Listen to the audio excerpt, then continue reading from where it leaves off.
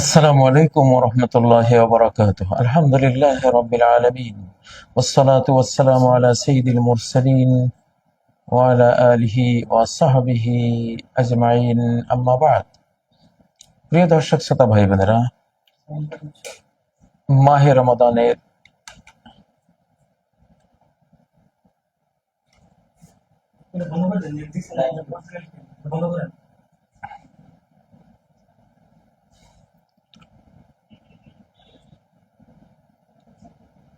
মাহে রমাদানের শেষ দশকে আমরা উপনীত হয়েছি।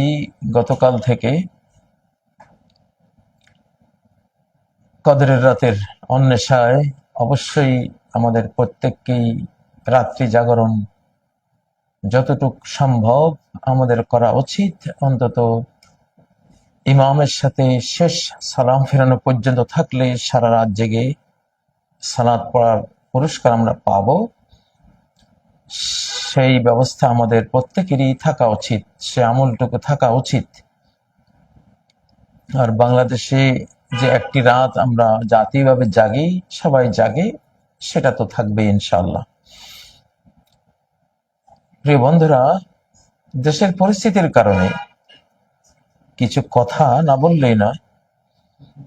আজকে ক্যাপশনে যা দেখতে পাচ্ছেন, শিরোনাম দেখতে পাচ্ছেন, হিন্দুস্তানের ধ্বংস চীন দ্বারা হবে। এই হাদিসটির কারণে ডক্টর ইউনূসের চীন গমনে ভারতীয়দের কান্নাকাটি।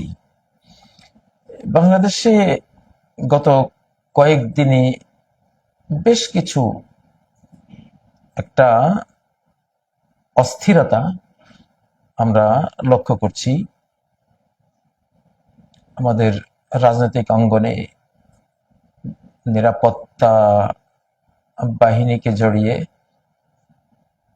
ছাত্রদের সাথে, এবং ভেতরে ভেতরে বহুদিন থেকে তো এটা চলছে, সেটার একটা আগ্নেয়গিরির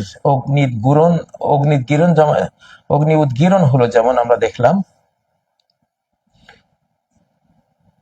তো এখানে যেটা কিতাবুল ফিতানের যেই বক্তব্যটি, হালাকুল হিন্দ বিসসিন, আমি আগেও এটি বলেছিলাম। এই হাদিসটি, এগুলো কিতাবুল ফিতানের হাদিস। সাধারণত সনদ একটু দুর্বল থাকে, কিন্তু বিশ্ব বাস্তবতায় এগুলো সত্য প্রমাণিত হয়। যেগুলো সংবাদ, এগুলি স্থান কাল পাত্রে যখন সত্য হয়ে আসে, তখন বোঝা যায় যে এগুলি একেবারে বিশুদ্ধ। লিকুল্লি নাবাইন মুস্তাকর ওয়া সাওফা তা'লামুন, সূরা আল আনামের যে ৬৭ নম্বর আয়াতটি, যে প্রত্যেকটি সংবাদের একটি বাস্তবায়ন স্থান কাল পাত্র আছে। যখন এটা সংবাদটি কোনো স্থানে, কোনো কালে, কোনো পাত্রে বাস্তবায়িত হবে, ওয়া সাওফা তা'লামুন, তখন শীঘ্রই তোমরা জেনে যাবে, তখন জানবে যে সংবাদটি সত্য। তো এটি যেহেতু একটা ইনফরমেশন, এটি হবেই।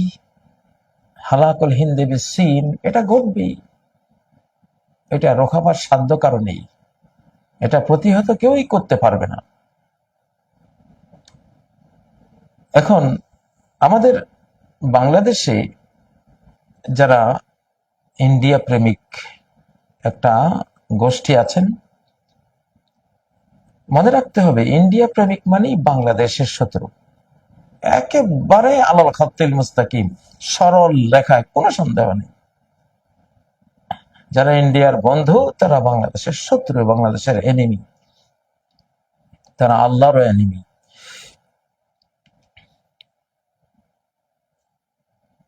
এই জন্য এখন যে ইনফরমেশনটি এখানে আসলো, যে একটি দেশ আরেকটি দেশের ধ্বংসের কারণ হবে, এখন বাংলাদেশ কোন দেশের সাথে যাবে? যেটা ধ্বংস হবে সেটার সাথে? তাহলে তো ধ্বংসের ভাগ নিতে হবে। তাহলে বাংলাদেশকে থাকতে হবে কোন দেশের সাথে? যেটা ধ্বংস হবে না, ধ্বংস করবে। তাহলে তাদের ধ্বংসযজ্ঞ থেকে তো বাংলাদেশ বাঁচবে। বাংলাদেশের ব্যাপারে কোনো প্রেডিকশন নেই, ভবিষ্যৎবাণী নেই যে বাংলাদেশ অমুক দেশের দ্বারা ধ্বংস হবে। বাংলাদেশ টিকে থাকবে ইনশাল্লাহ। কিন্তু যে দেশ দ্বারা অন্য একটা দেশে ধ্বংসযজ্ঞ হবে সেটা তাদের ব্যাপার, আমরা সেখানে নেই। যে দুটা দেশের কথা এই হাদিসটিতে আছে সেখানে তো আমরা নেই। কিন্তু আমরা আমাদের দেখতে হবে, আমাদের পররাষ্ট্র নীতিতে দেখতে হবে কোন পক্ষে গেলে আমরা বাঁচবো আর কোন পক্ষে গেলে ধ্বংস হবে। অবশ্যই যে পক্ষে গেলে ধ্বংস আসবে সেই পক্ষে যাওয়া যাবে না। এই মুহূর্তে বাংলাদেশের কোন জনগণের কেউ অথবা বাংলাদেশের রাষ্ট্রীয় কোনো পর্যায়ে আছেন এই ধরনের কারোর পক্ষেই ইন্ডিয়ার পক্ষ নেয়া ধ্বংসাত্মক, পক্ষ নেবেন না কেউ, দয়া করে এই পক্ষে থাকবেন না। আমি হাসানাত আব্দুল্লাহর যে 11ই মার্চের যে একটি কথোপকথন সে বলল সেটা তো আমি জানতাম না, কিন্তু আমি 12ই মার্চ জুমার দিন যে খুতবাটা দিয়েছিলাম মনে হয় যেন ওইটাকে কেন্দ্র করেই ওই খুতবাটা, অথচ আমি কিছু জানতাম না। আমার অন্তরে আল্লাহ দিয়েছেন যে এই বিষয়ে কথা বলে আমি বলেছি। পরে বুঝলাম যে এটা আল্লাহ তাআলা কেন এই ভাবটা অন্তরে জাগালেন। তাহলে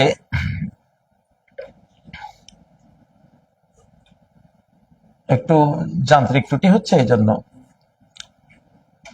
প্রিয় দর্শক শ্রোতা ভাই বোনেরা, তো এখন এটা কিন্তু সিরিয়াস একটা বার্তা। এটা কোনো মানুষ তো এইসব বার্তাকে অনেকেই খুব হালকাভাবে নেয়, হালকাভাবে নেওয়ার কোনো সুযোগ নেই। এই মুহূর্তে বাংলাদেশ চীনমুখী হবে, বাস সব কথা। যাতে চীনের ধ্বংসযজ্ঞ যাদের উপরে যাবে তাদের উপরে যাক, আমরা সেই ধ্বংস থেকে বেঁচে যাই। আমাদের মাননীয় প্রধান উপদেষ্টা যে সিদ্ধান্ত নিয়েছে চীন সফরের, এটা একেবারেই এই প্রেডিকশন, এই ভবিষ্যৎবাণীর সাথে এটা মিলে যায় এবং এটা উচিত। তিনি তো তার জাতিকে বাঁচাবার চেষ্টা করবেনই। আল্লাহ তাকে দয়া করেছেন, ডক্টর ইউনূসকে আল্লাহ তৌফিক দিয়েছেন, তিনি সিদ্ধান্ত নিতে পেরেছেন। এটা আকাশ থেকে হয়েছে। এই সময়টা আমি বারবার বলি যে আমাদের বর্তমানে এই সময়টা খুবই মারাত্মক। এটি আইয়ামুল্লাহ, আইয়ামুল্লাহ। আজকে তারাবিতে যে সূরাটি পড়লাম সেখানে এই আইয়ামুল্লাহর কথা আছে। কুল লিল্লাযিনা আমানু ইয়াগফিরু লিল্লাযিনা লা ইয়ারজুনা আইয়ামাল্লাহ লিয়াজজিয়া কওমান বিমা কানু ইয়াকসিবুন। যারা আইয়ামুল্লাহর বিষয়টি যারা বিশ্বাস করে না তাদেরকে বলুন, কুল লিল্লাযিনা আমানু ইয়াগফিরু লিল্লাযিনা লা ইয়ারজুনা আইয়ামাল্লাহ। এটি সূরা আল জাসিয়া আয়াত নম্বর 14। তাদেরকে বলো যারা যখন এমন আইয়াম আসে, এমন দিবসগুলো আসে, এমন কোন শতাব্দী আসে, একটা সময় পর্ব আসে, যে সময়টা যে সময় পর্বটা সরাসরি আল্লাহ নিয়ন্ত্রণে নিয়ে নেন। যেহেতু তখন একটা জটিল কুটিল বিশ্ব পরিস্থিতি থাকে, সময়টা ডাইরেক্ট আকাশের নিয়ন্ত্রণে আল্লাহ নিয়ে নেন। এগুলোকে বলা হয় আইয়ামুল্লাহ। যেমন বদর যুদ্ধের দিন একটা ইয়ামুল মিন, এগুলি আইয়ামুল্লাহর একটা অংশ ছিল। হস্তি বাহিনীকে ধ্বংস করার দিন আল্লাহর আইয়ামুল্লাহর একটা পার্ট ছিল। মুসা আলাইহিস সালামের ফেরাউন ধ্বংসের দিন আইয়ামুল্লাহর একটা পার্ট ছিল। নূহ আলাইহিস সালামের জাতির মহাপ্লাবনে তলিয়ে যাওয়ার দিনটিও আইয়ামুল্লাহর একটি পার্ট ছিল। তো এইভাবে যুগে যুগে এই সময়টা আসে, এখন সে সময়টা চলছে। তো যারা আইয়ামুল্লাহর মধ্যে যে সত্যের বিজয় ঘটবে, অসত্যের পতন ঘটবে, এটা যারা বিশ্বাস করে না তাদেরকে মাফ করে দাও। কি করবা? আল্লাহ বলছেন ওদেরকে মাফ করে দাও, আল্লাহর কাছে ছেড়ে দাও, ওদের সাজা সরাসরি তিনি দিবেন। যারা আল্লাহর সাজা খেতে চান, এখন আকাশের মুগুরের বাড়ি খেতে চান, আল্লাহর মুগুরের মার খেতে চান, তারা এখন ইন্ডিয়ার পক্ষে যান, অটোমেটিক আল্লাহর মার খেয়ে যাবেন, ধ্বংস হয়ে যাবেন, সবকিছু হারাবেন, কিছুই থাকবে না। জীবন, সম্পদ, মান সবকিছু হারাবেন। আল্লাহর মার ভয়ঙ্কর। এখন গোটা পৃথিবীটাই এক ধরনের বারমুডা ট্রায়াঙ্গলের মতো, স্পিরিচুয়াল বারমুডা ট্রায়াঙ্গল। আটলান্টিকের বারমুডা ট্রায়াঙ্গল না, এটা স্পিরিচুয়াল আরেকটা বারমুডা ট্রায়াঙ্গল গোটা পৃথিবী। ওই বারমুডা ট্রায়াঙ্গলে মাঝে মধ্যে বাঁচা যায় যখন সাইক্লোন থাকে না, সে ঝঞ্ঝা বিক্ষুব্ধ পরিস্থিতি থাকে না। কিন্তু স্পিরিচুয়াল যে বারমুডা ট্রায়াঙ্গল, এখানে যে ঢুকবে তার অবস্থা শেষ হয়ে যাবে। দেখুন না ফিলিস্তিনে কি হচ্ছে, ফিলিস্তিনে মারতেছে ওরা, বাট ওদের এখন জীবন বিপন্ন। ওই রাষ্ট্রের এখন যারা যারা আক্রমণ করতে গেছে তাদের অবস্থা এখন বিপন্ন, তারা তাদের দেশের অস্তিত্ব হারিয়ে ফেলবে, কারণ এই সময় তাদের না, এই সময় আল্লাহর। তো বাংলাদেশেও সেই সময়টা চলছে। আমি খুব সাবধান করছি সবাইকে, ভালোবেসেই, আমরা চাই না আমাদের দেশের কোনো মানুষ এই অভিশাপের অংশ নিক, এই ধ্বংসের অংশ হোক সে। আপনারা ধ্বংসের অংশ হবেন না, কিন্তু যদি ওদের পক্ষ নেন, নির্ঘাত ধ্বংসের পার্ট আপনাকে নিতে হবে, সেই ভাগ, সে শেয়ার নিতে হবে। তো কেন আপনি ধ্বংসের শেয়ার নেবেন? ডক্টর ইউনূস চীন যাচ্ছে বলেই বাংলাদেশ নিয়ে এখন এমন চক্রান্তের পর চক্রান্তের সিরিজ, চক্রান্ত আর ষড়যন্ত্রের বন্যা বইয়ে দেওয়া হচ্ছে ভারতের পক্ষ থেকে। এটা জিওপলিটিক্যাল ইস্যু, ভূ রাজনৈতিক খেলা। কিন্তু এই খেলায় ডক্টর ইউনূস জিতে যাবেন ইনশাল্লাহ, আমরা জিতবো, এটা হবেই, যেহেতু এটা আছে, প্রেডিকশনে আছে, ভবিষ্যৎবাণীতে আছে। কি করবেন আপনি? কি আল্লাহর তাকদীরের লেখন? হ্যাঁ, এটা কি রোখাতে পারবেন? পারবেন না।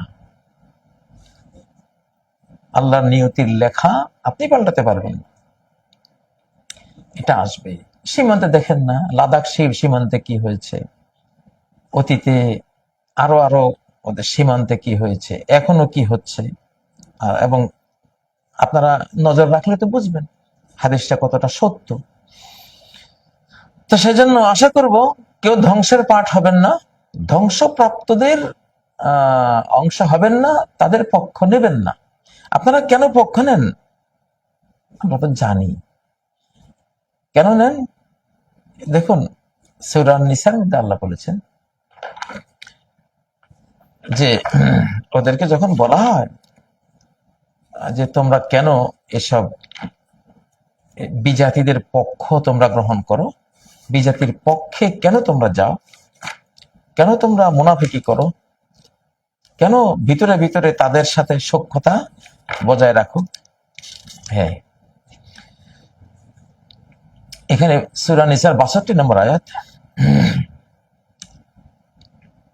যে যখন বলা হয় যে তোমরা, মদিনার যে মুনাফিকরা ছিল এরা রোমান সাম্রাজ্যের সাথে, পারস্য সাম্রাজ্যের সাথে এবং আরব যে গোত্রগুলো ছিল ওদের সাথে, ইহুদিদের সাথে ভিতরে ভিতরে তারা খুব মিল রাখতো। উপরে তারা লা ইলাহা ইল্লাল্লাহ মুহাম্মাদুর রাসূলুল্লাহ সাক্ষ্য দিত, আবার ভিতরে ওদের কাছে গিয়ে বলতেন না আমরা আসলে ওটা এমনি বলছি আর কি, আমরা কিন্তু আপনাদের সাথে আছি। এখন فكيف إذا أصابتهم مصيبة بما قدمت أيديهم, কি অবস্থা হবে, ফাকাইফা কেমন হবে, কি অবস্থা হবে এসব মুনাফিকদের, হিপোক্রেটদের, যারা উপরে একরকম ভেতরে আরেক রকম। তো এদের এই অপকর্মের কারণে, মুনাফিকির কারণে, হিপোক্রেসি, এইসব চরিত্রের কারণে একটা মুসিবত আসবে, আকাশ থেকে একটা বিপদ আসবে। তো ইজা আসাবাতহু মুসিবা, মুসিবত যখন আসবে, কেন আসবে? বিমা কদ্দামাত আইদিহিম, তাদের হাতের কামাইয়ের কারণে, তাদের হাত যা আগে পাঠিয়েছে, পরকালের দিকে পাঠিয়েছে। যে মুনাফিকি যেই করেন, ইমানদারি করলেও পরকালের দিকে চলে যায়, ওখানে সবকিছু জমা হয়। বেঈমানি করলে, মুনাফিকি করলে সেটা চলে যায়। তো তাদের হাত যা আগে পাঠিয়েছে, অর্থাৎ যে মুনাফিকি তারা পরকালের জন্য আগে পরকালের দিকে প্রেরণ করেছে, তো এই কারণে তাদের উপর মুসিবত আসবেই। তো মুসিবত আসলেই ثم جاءوك يحلفون, ওরা হে নবী তোমার কাছে আসবে, কসম করবে, কি কসম করবে, শপথ করবে, কি শপথ করবে? বিল্লাহি ইন আরাদনা ইল্লা ইহসানাও ওয়া তাওফীকা। বিল্লাহ, আল্লাহর কসম, আমরা যে ওদের সাথে যোগাযোগ রেখেছি, তলে তলে ওদের একটু বন্ধুত্ব আমরা বজায় রাখছি, এটা কোনো খারাপ নিয়ত না, খারাপ উদ্দেশ্য না। আমরা একটা একটা কল্যাণ যাতে, কারণ ওদেরকে নারাজ করা ঠিক না। ওরা একটা বড় শক্তি, ওরা বিশাল পাওয়ারফুল। তো ওদেরকে নারাজ করে বাঁচতে পারবেন? চারদিকে ওরা, তারপরে নবীজি তো চারদিকে পারস্য সাম্রাজ্য, রোমান সাম্রাজ্য, আরবের মুশরিকরা ওনাকে ঘেরাও করেছিল না? তো মুনাফিকরা ওদের সাথে তলে তলে তলে তলে, ওরা ওদেরই, উপরে নবীজির, ভিতরে ওদের, এই চরিত্র ওদের ছিল। তো এখন মুসিবত আসলে নবীজির কাছে এসে কসমের পর কসম, আর কি বলে? ইল্লা ইহসানাও ওয়া তাওফীকা। আমরা দুটো জিনিস অন্তরে পোষণ করেছি। একটা হলো একটা কল্যাণ হোক না ভাই, এই ওদের সাথে তো সংঘাতে গিয়ে আমরা টিকবো না। অতএব একটা ওদের সাথে আমাদের একটা কি হোক, একটা কল্যাণের সম্পর্ক হোক। ওয়া তাওফীকা, আর একটা সম্প্রীতি। আমরা আমরা চাচ্ছি যে নবীজি আপনার সাথে ওদের একটা সম্প্রীতি থাকুক। ফেক কথা, আসলে আসলে অন্তরে তারা ওদেরই। এখন এই বাংলাদেশে যারা ভারতের পক্ষে, তারা ভারতের, তারা বাংলাদেশের না, সাফ কথা। এখানে আর কোন অস্পষ্টতা বলতে কিছু নেই। এখনো যারা ভারতের পক্ষে কথা বলবেন, তারা ভারতীয় এবং ভারতের দালাল, তারা ভারতের শিখণ্ডী, ভারতের ষড়যন্ত্রী এবং বাংলাদেশের এনিমি, বাংলাদেশের শত্রু। যতই কল্যাণের কথা বলা হোক, যতই সম্প্রীতির কথা বলা হোক, আমরা শুনি তো নেতৃবৃন্দ, অনেক নেতারাও বলেন, হ্যাঁ আমরা সম্প্রীতি চান। এটা মুনাফেক, মুনাফেক। এদের ভিতরে ইমান নাই, এরা বেঈমান, এরা আল্লাহর শক্তি, অনন্ত শক্তির প্রতি এদের কোনো বিশ্বাস নেই। তো এই শ্রেণীটা, এদের এই রোগ, এরা ওদের কল্যাণের কথা বলে, সম্প্রীতির কথা বলে, ওদের পক্ষ নিয়ে আছে। কিন্তু এই পক্ষ নেওয়া যে বাংলাদেশের জন্য কত ধ্বংসাত্মক, এই জাতিটা 1947 থেকে যে যত যুদ্ধ বিগ্রহ পাকিস্তানের সাথে বা ভিতরে অন্তর্দ্বন্দ্বে যা বকেছি, আমাদের সমস্ত অকল্যাণের জন্য দায়ী ইন্ডিয়া, এই ভারত। আমরা ভাগ হয়েছি তো তাদের যন্ত্রণায় অতিষ্ঠ হয়ে, মুসলিমরা তাদের যন্ত্রণায় অতিষ্ঠ হয়ে ভাগ হয়েছি। ভাগ হওয়ার পরও সেই যন্ত্রণা শেষ হয়নি, বরং আরো বিভিন্ন ভাবে এটার কি হয়েছে, ভেরিয়েশন হয়েছে, এটা বৈচিত্র্যময়তা বেড়েছে বিভিন্ন ভাবে। এখনো তারা আমাদেরকে শাসন করার চেষ্টা করতেছে। আমাদের যেই বাংলাদেশে এখন প্রশাসনে যারা আছেন, ওই ইনারা অধিকাংশ রয়ের বি টিম এবং দিল্লির নির্দেশে চলছেন। আপনাদের পরিণতি খুব খারাপ আছে সামনে, খুব খারাপ আছে। বিপদ, মহা বিপদ এসে যাবে আপনাদের উপরে। ওই যে হালাকুল হিন্দে বিসিন, হিন্দের ধ্বংস আল্লাহ করাবেন, এটি আল্লাহর ফয়সালা। উনি মানব জাতির একটা অংশকে আরেকটা অংশ দিয়ে যদি প্রতিহত না করা হয়, আর গোটা পৃথিবী ধ্বংস হয়ে যেত। এজন্য হিন্দুত্ববাদী এসব সন্ত্রাসী হিটলারদেরকে আল্লাহ তাআলা চীন দিয়ে দমন করবেন, এটা প্রেডিকশন আছে, এটা কাজী ইব্রাহিমের কথা তো নয়, ভবিষ্যৎবাণী। এগুলো আবু হুরায়রার গোপন ব্যাগ, নুআইম ইবনে হাম্মাদের কিতাবুল ফিতান, নবীজির মুখ নিঃসৃত কথাগুলো বিভিন্ন সংকলকরা এগুলি সংকলন করে রেখে গেছেন, সেগুলো। অতএব বাংলাদেশ প্রধান উপদেষ্টা যে সিদ্ধান্ত নিয়েছেন, সঠিক সিদ্ধান্ত। আমরা ধ্বংসপ্রাপ্তদের কাতারে গিয়ে দাঁড়াবো না। যারা ধ্বংস করবে তারা পাওয়ারফুল, আল্লাহ তাদেরকে সেই শক্তি দিবেন এদেরকে দমন করার জন্য। আমরা ওদের পার্টে থাকবো, ইনশাআল্লাহ জাতি লাভবান হবে, জাতি উপকৃত হবে। তো আজকে আমি কথা লম্বা করব না। আল্লাহ আমাদেরকে খাঁটি মুসলিম হওয়ার তৌফিক দিন, পরিস্থিতি বোঝার তৌফিক দিন, এবং ইহসানা ওয়া তাওফীকা, ইল্লা ইহসানা ওয়া তাওফীকা, আমরা কল্যাণের চিন্তা করতেছি, আমরা সম্প্রীতি চিন্তা রাখেন। আপনার ইহসান আর তৌফিক, কল্যাণ আর সম্প্রীতি পারবেন না আপনি, বরং আপনি ওদেরকে দিয়ে এই জাতি হত্যা করার ষড়যন্ত্রে আপনি লিপ্ত হয়েছেন বা আপনারা লিপ্ত হয়েছেন।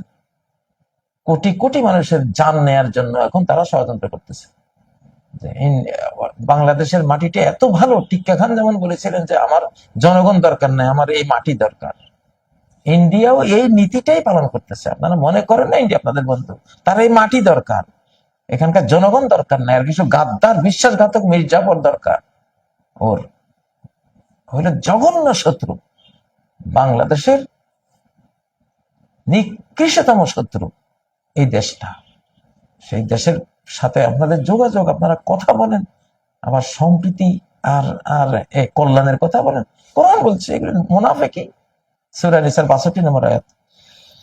বিল্লাহি ইন আরাদনা ইল্লা ইহসানা ওয়া তাওফীকা, আল্লাহর কসম আমাদের নিয়ত খুব ভালো, আমরা তো কল্যাণ চাই, সম্প্রীতি চাই। এত বড় দেশ, কিসের বড় দেশ, কিসের ক্ষমতা, কিচ্ছু নাই, ক্ষমতা সব আল্লাহর কাছে। ইন্নাল কুওয়াতা লিল্লাহি জামিআ, শক্তি পুরোটাই আল্লাহর হাতে, উনি যেদিকে দেন সেদিকে যায়।